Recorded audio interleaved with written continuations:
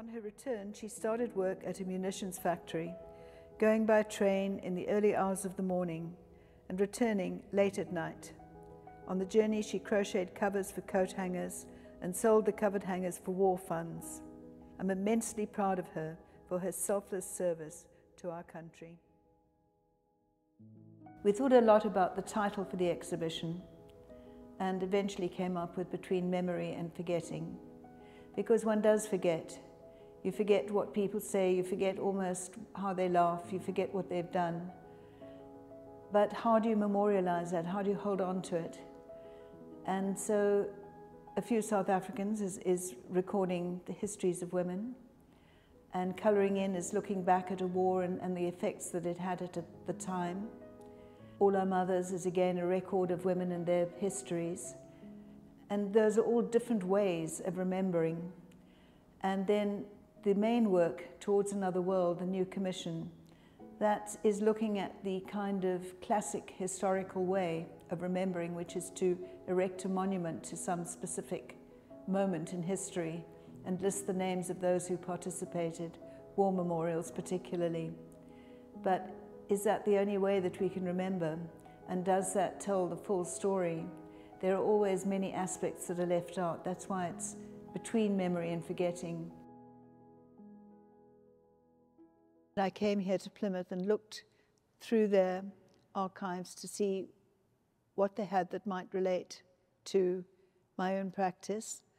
And I found these very beautiful old photographs from 1903, which recorded images of a memorial which was on the Plymouth Hoe obelisk, a memorial to the men of this area who'd been killed in the Anglo-Boer War.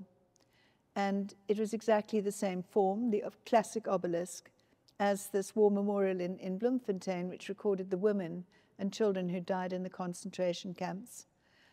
And so on the front here we have the statue of the woman from the Women's Memorial in Bloemfontein. She's sitting there with a dying child on her lap. The black women who were also pulled in sort of menial roles of cooking, cleaning, pressing the officers' uniforms, they were never recognized. But so the figure right at the top is the figure of a black woman and child. This was taken from an archival photograph of one of the women who was displaced during the Boer War.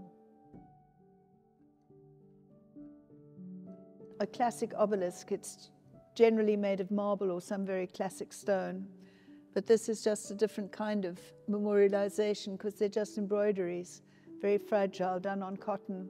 It's almost as if they've just come and landed here by accident.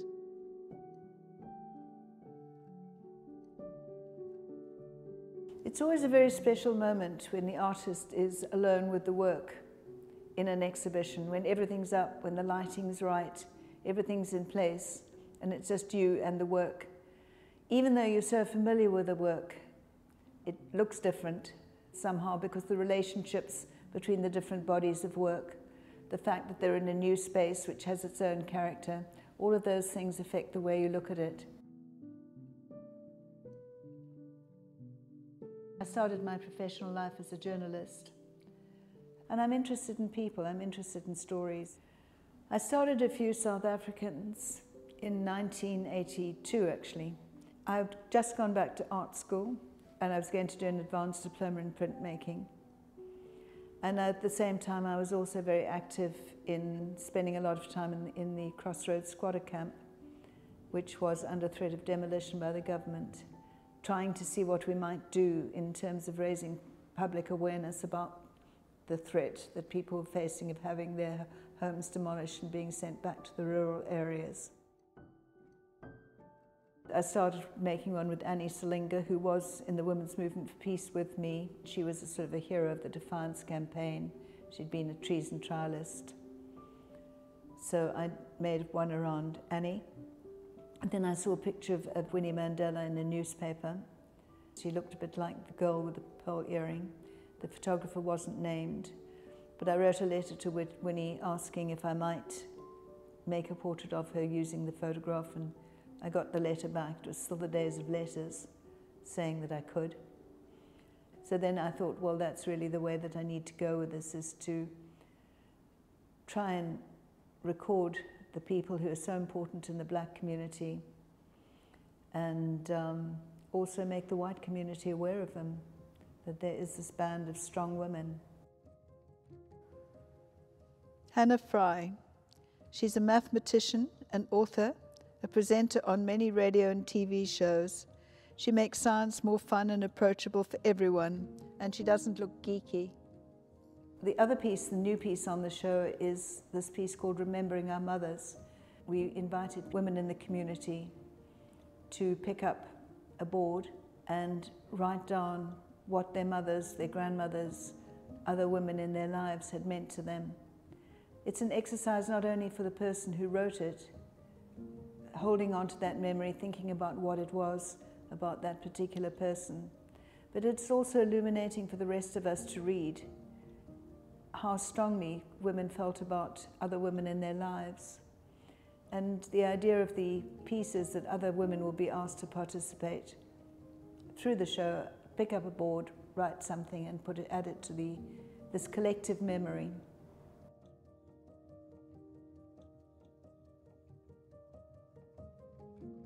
I was showing a few South Africans in Bloemfontein in the art gallery at the museum, and I had some time, so I went over to the Boer War Museum to see what was there, and I picked up this book in their gift shop.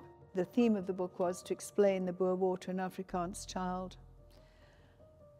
and I was struck by it because it told the story of how the farms were burned down, how the women were put on trains and sent to the concentration camps set up by the British, how the men were put on ships and sent overseas.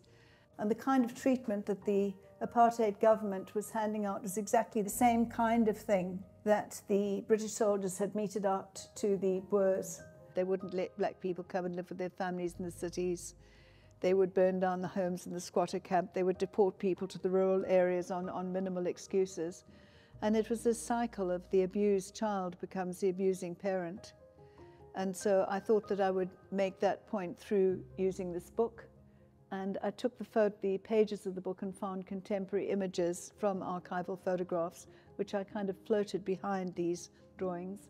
And these frames around are taken from a book called Die Bannelinge, which was about the men in the concentration camps. And these are all the men who died.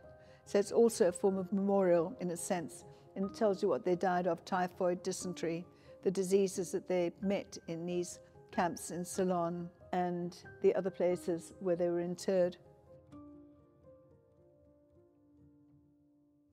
Making a portrait of any one of these women, I would think about who they were, what their story was, and try to think of a context in which I could photograph them within that. So this one, for instance, where Amina is standing outside the gate of her house in Fordsburg. She's got her arm against the gate as if she's preventing anybody from coming in. She's guarding her space.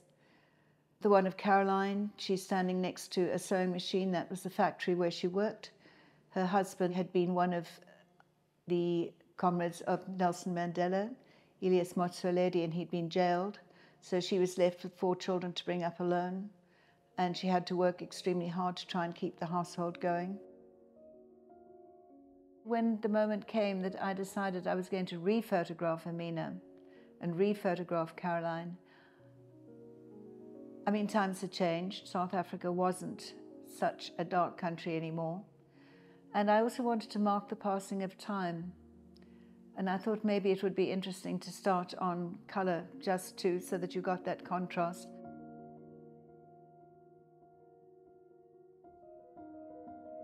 I think it's very difficult to measure how you can bring about social change, but I certainly think that you can change people's thinking. You can precondition them to social change, get them to accept new ideas bit by bit. It's not like they're going to run out on the streets and do something immediately, but you certainly can change people's ideas. I know that when I first showed a few South Africans, which was 1984 in Cape Town, at the Gallery International, there was somebody who had left South Africa many years before, a white woman, and she came in and she looked at it.